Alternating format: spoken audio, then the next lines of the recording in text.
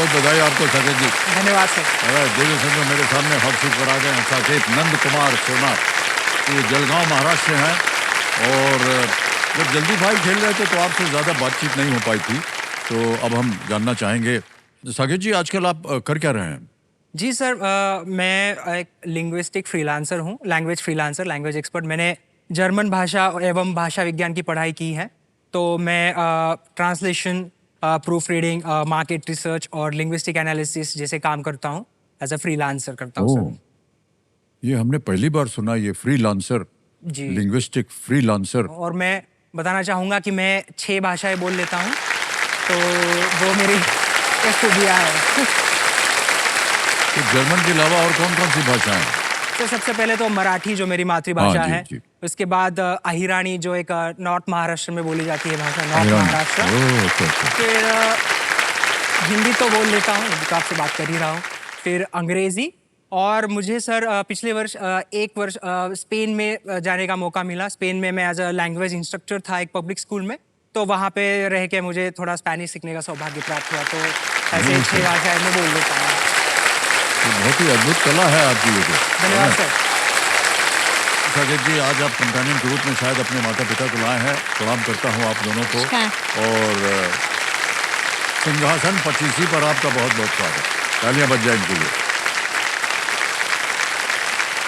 ऐसे ही पूछ रहा है आपसे, जब कभी यदा कदा ये स्पेनिश या जर्मन में बोलते हैं, आप समझ पाते हैं कि क्या बोल रहे हैं? सर मैं उसकी एक बचपन की बात बताता हूँ। हम जब वो 4 साल का था तब हम मद्रास गए थे, तो कुछ शब्द उसके कान पर आए होंगे, एक रंडन नाला मूला। वो घर जाकर वो पूरी जितने वहाँ शब्द सुने थे वो सारी तामिल घर जाकर 4 साल का था तब बोलता था वो। तो पहले से आपके अंदर ये था कि आपको अलग अलग भाषाएं सीखनी है? जी सर, भाषाओं के प्रति मेरा इंक्लिनेशन है। भाषा, मेरा मानना है कि लोगों को जोड़ती है, वो केवल एक संवाद का माध्यम नहीं है, वो एक संस्कृति का माध्यम है सर। तो मैं तो चाहता हूँ कि लोग बहुभाषी बने, जितनी भाषा वो अपना सके उतनी भाषाएं बोले। तो जिसकी वजह से आपको अलग अलग कल्चर से आप इंट्रोड्यूस होते हैं, आपको नई चीजें सीखने को मिलती हैं। बहुत बहुत बधाई आपको साकेत जी। बहुत कम ऐसे कंटेस्टेंट हमने देखे हैं जो इतने सारे गुण होते हैं उनके अंदर। धन्यवाद और आप सर, बहुत गुणी हैं। बधाई। अब आपका गुण जो है वो इस खेल में उतना ही प्रबल हो। हम चाहेंगे कि खेल की ओर अब आपका ध्यान आ जाए। बिल्कुल सर। तो पहला पड़ाव जो है आपने पार कर लिया है, जल्दी 5 खेल करके आपने 25,000 रुपए खत्म कर लिए हैं। अब आएगा आपके सामने छठा प्रश्न। 3 लाइफलाइंस हैं, ऑडियंस पोल है, 50-50 है और संकेत सूचक। बहुत ही विचित्र लाइफलाइन है ये। ओके, तो चलिए शुरू करते हैं ये अद्भुत खेल। लेट्स प्ले कौन बनेगा करोड़पति। तालियां बज जाए इनके लिए।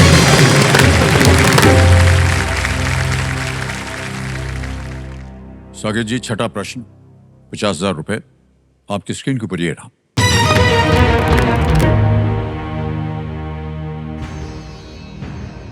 (1909) में 2 भाइयों द्वारा गठित राइट कंपनी मुख्य रूप से कौन से उत्पाद बनाती थी?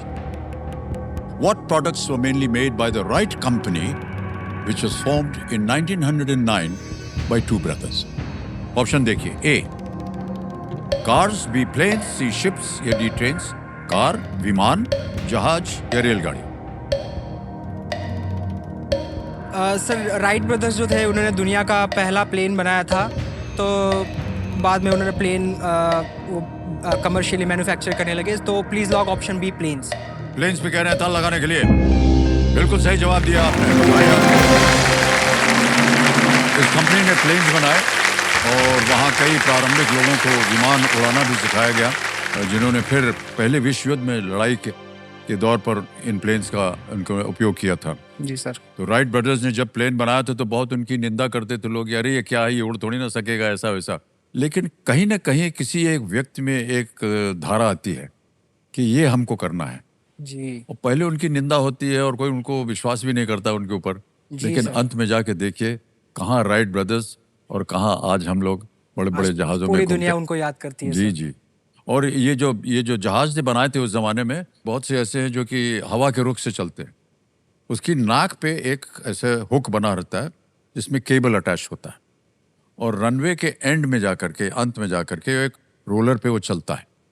वो मशीन जब चलती है तो ये प्लेन को खींचता है और धीरे धीरे हवा के रुख से वो उड़ना शुरू करता है अपने आप, हवा के रुख से। और फिर जहां पर वो नीचे आता है ना, वहीं पर एक यंत्र होता है ग्लाइडर के अंदर, उसको खींचना पड़ता है तो तार छूट जाता है, फिर आप अपने आप तैर रहे हैं हवा में, ग्लाइडर। अच्छा, बहुत सुंदर है। कभी आपको अवसर मिले ग्लाइडिंग का तो जरूर कीजिएगा आप। बिल्कुल सर, बिल्कुल जी। करना चाहूंगा। अब आप पूछना चाहेंगे इतनी जानकारी आपको कहाँ से मिली?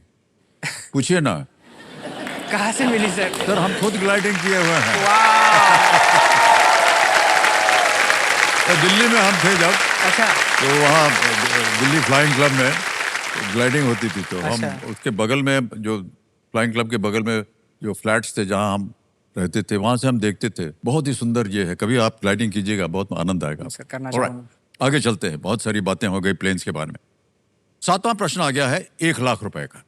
तैयार हो जाइए। 7वां प्रश्न ये रहा आपके सामने।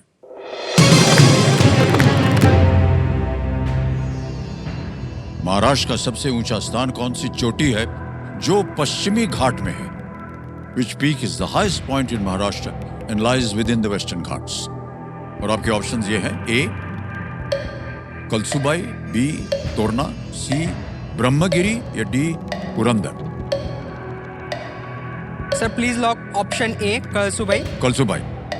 कलसुबाई को कह रहे हैं ताला लगाने के लिए, ए पे ताला लगा जाए। बिल्कुल सही जवाब दिया आपने, वाह। 1 लाख रुपए जीत लिया आप। सर बताना चाहूंगा कि मैं यहाँ पे गया हूँ, मैंने हाइक किया है कल। अच्छा, ये किया हुआ जी आपने? जी जी। ट्रैकिंग पे गए थे या ऐसे ही चढ़ के नहीं गए? नहीं, ट्रेकिंग, सोलो Trekking? हाइकिंग किया था ओह। सर। हाँ।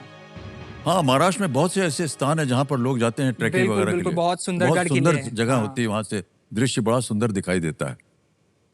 तो कलसुबाई चोटी 1646 मीटर 5400 फीट ऊंची है और पश्चिमी घाट की सह्याद्री पर्वतमाला जी। में स्थित महाराष्ट्र का सबसे ऊंचा ये स्थान है। आ गया है 8वां प्रश्न, मूल्य है इसका 2 लाख रुपए। 8वां प्रश्न ये रहा आपके सामने।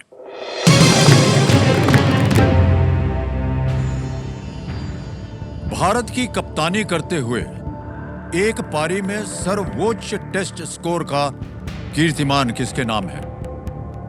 Who holds the record for the highest individual score in tests while captaining the Indian team? Option देखिए: A Sachin Tendulkar, B Shubman Gill, C Virat Kohli, D Rohit Sharma. Test match में सबसे ज्यादा स्कोर कप्तान ने। जी sir, please lock option B, Shubman Gill. B पे कहने ताल लगाने के लिए yes it's the right answer. Shubman Gill ने इंग्लैंड के विरुद्ध 2025 का जो अभी टेस्ट सीरीज खत्म हुआ है एजबेस्टन में, ओहो 269 उन्होंने बनाया था। और ये इतना बेहतर खेल रहे हैं इतनी कम उम्र में। एक तो कप्तानी कर रहे हैं, देश का नाम रोशन किया। और जो लास्ट जो खेल था, पता नहीं आपने देखा कि नहीं? हाँ, बहुत फिफ्थ दिलचस्प टेस्ट था। में लास्ट डे पे जा करके हमने उनको हराया। हाँ। हमें बड़ी खुशी हुई भाई 6 साहब। रनों से। हाँ, हाँ। वो गोरे को मार दिया सर, बहुत किसी की बात तो है सर। क्या वो लोग बड़ा ताव दिखाते हैं। हम लोग को हमने इधर कर दिया उधर कर दिया, एक जा करके मारा तो एकदम सही हो गया। ओके।